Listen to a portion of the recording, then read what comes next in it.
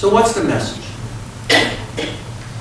We look at the state budget. We know we're in tough shape. I mean, we just had a meeting where I was looking at the size of this deficit, and it's a big deficit. It's probably bigger than $6 billion. It's probably bigger than $7 billion. It's a big number. It compares even worse than to when Weicker was governor in '90. This is a big problem. So the tendency is simply to cut. What we are very concerned about, though, is if we start cutting into education, if we particularly cut into reading and improvement of reading, and we already know we've reduced that Reading by Success program, somewhere the 25 million got lost, right? In a state with these kind of reading problems, we lost the 25 million for that program, didn't get put back in the budget. Business is saying, look, we will come out of this recession within 2.5 years. Connecticut's going to come out later than the rest of the nation. We know that. But you can't give up working on this problem, because in 2.5 years, you'll be 4 years more behind.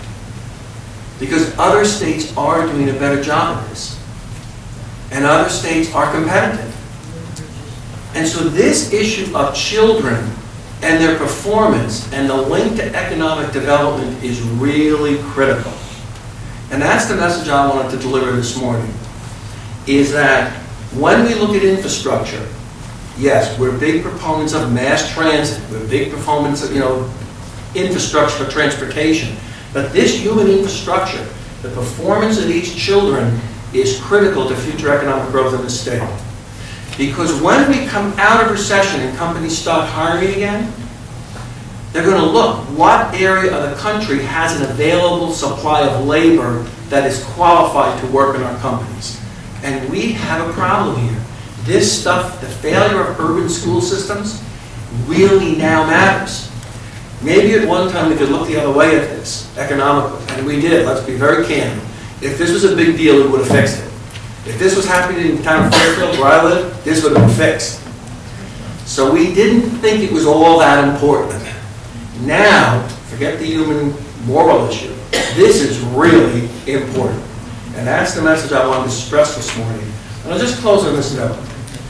Having lived through the Weicker years when I was Commissioner of Economic Development and that budget crisis, we all know how this game plays out. There's no surprise here.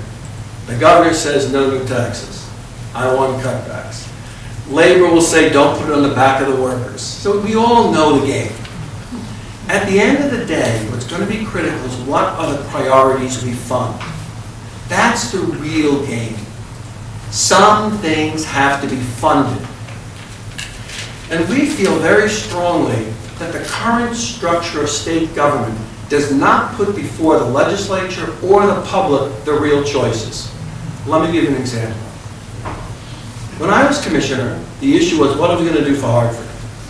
So what came up from the business community and from the political community in Hartford was the Meadows. We're going to do a big arena, and we're going to bring in a lot of big acts, and that's going to boost tourism. And we're going to spend, I don't know, $50 million. The issue of would we have spent $50 million improving the school system in the city of Hartford was never a choice. If that was the choice, I would be surprised if we would have done the Meadows.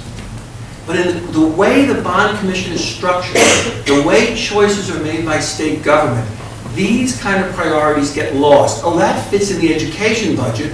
We're only going to grow that by 5%. So we're not going to give $50 million to the school system in Hartford. We're going to build tourism and tourism jobs. We'll give them $50 million to build a thing for music. Now let's be honest. Would anyone really make that decision? And so the point is, the structural problems in the way state government is constructed presents choices which are not priorities. So the business community is saying to the governor and to the legislature, let's step back from this a bit. Let's not just cut 10%. Let's look at what are the critical issues that have to be funded over the next 2 years so that we don't fall back, and they're the things we get done. We think reading and children really are important because it's an economic development issue as well. That's our position.